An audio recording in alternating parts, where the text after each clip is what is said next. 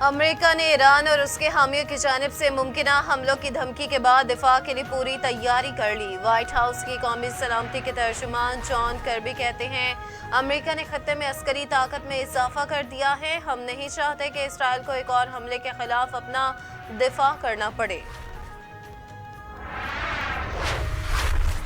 German chancellor और बरतानवी वजीर आजम का ईरानी सदर से टेलीफोनिक राबिता। दोनों रहनुमाओं का मशरिक वस्ती में कशीदगी में कमी पर जोर। ईरान इसराइल पर हमले से गुरेज करे। जर्मन चांसलर, हमले से तनाज़े मजीद फैलेगा, जंग किसी के मफाद में नहीं। जर्मन चांसलर का बयान। तेहरान को इस्माइल हनिया की शहादत का बदला लेने का हक है। ईरानी सदर का दावा, ईरान कभी दबाव, पाबंदियों और धमकियों के सामने नहीं झुकेगा। ईरानी सदर, मसाइल के सिफारती हल से कभी इनकार नहीं किया। ईरानी सदर का मौक़िफ़।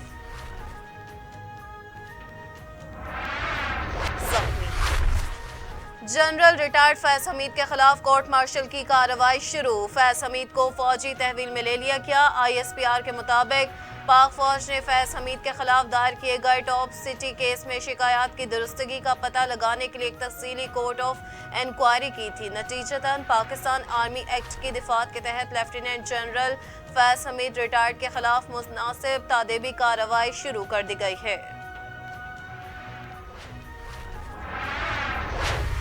सबको मालूम था फैज हमीद के खिलाफ इंक्वायरी हो रही थी। सेक्शन से इदारे के एतमाद में इजाफा होगा। मुस्लिम लीग नून के सीनियर रहनुमा राना सनाउल्लाह ने कहा कि फैसलाबाद धरने के मामले पर मुआहदे में फैज हमीद के दस्तखत मौजूद है। यकीनन इंक्वायरी के अमल में ये चीजें शामिल होंगी।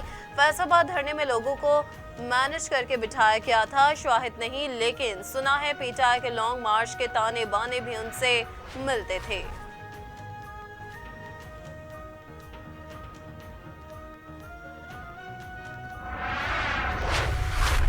सेनेटर फैसल वावडा ने कहा है कि ये तो शुरुआत है, अभी बहुत बड़े बुत गिरने हैं। सिपा सलार को मुबारकबाद देता हूँ, जो नामुमकिन था वो भी मुमकिन करके दिखाया।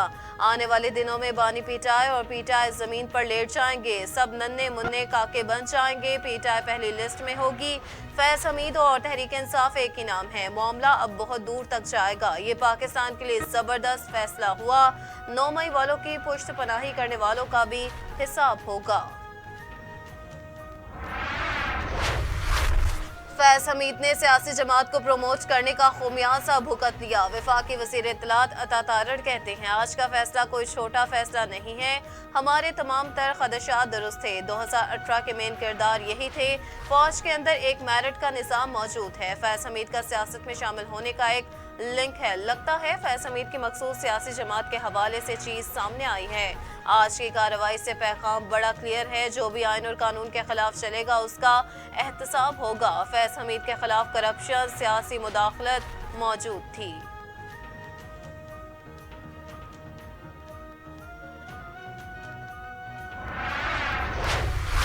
PTI का 3 लीगी उम्मीदवारों की कामयाबी के फैसले के खिलाफ दायर रिव्यू करने का फैसला। चेयरमैन PTI बैरिस्टर गौहर ने कहा कि गिनती की आड़ में हमारी जीत को शिकस्त में तब्दील किया जा रहा है। सुप्रीम कोर्ट को चाहिए था कि इलेक्शन कमीशन के रूल को देखती। सुप्रीम कोर्ट का नून लीग के MNAs की बहाली का फैसला दुरुस्त नहीं है।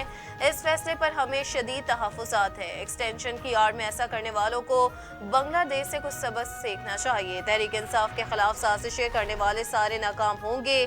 हमारा मुतालबा है कि अगले चीफ जस्टिस का नोटिफिकेशन जारी किया जाए।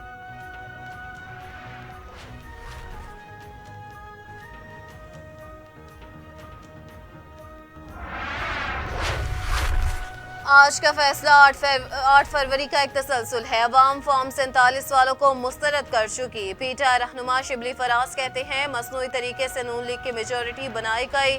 नोटिफिकेशन जारी करने में अयारी का मुजाहरा किया गया। मुस्लिम लीग नून की दोबारा गिनती की दरख्वास्त पर फैसला कर दिया गया। ऐसे इकदाम से तो पार्लियामेंट बुराए नाम रह गई है। आइन की खिलाफ वर्जियाँ एक लम्हा फिक्रिया हैं। हमने 3 इंट्रा पार्टी इलेक्शन करवाए और कहा क्या कि ठीक नहीं हुए। इलेक्शन कमीशन ऑफ पाकिस्तान बुरी तरह नाकाम हो चुका।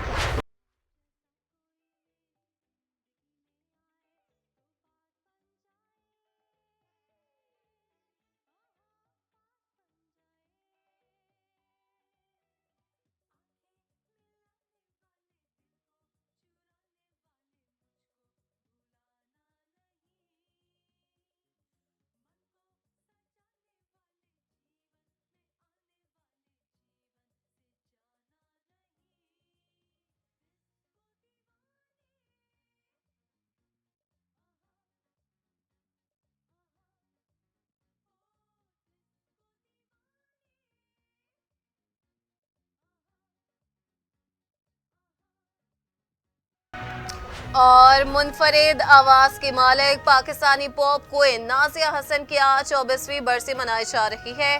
नाजिया हसन 3 अप्रैल 1965 को कराची में पैदा हुई। कम उम्री में ही शोहरत हासिल की नाजिया हसन का नाम बरसगीर में पॉप मौसीकी के बानियों में शुमार किया जाता है।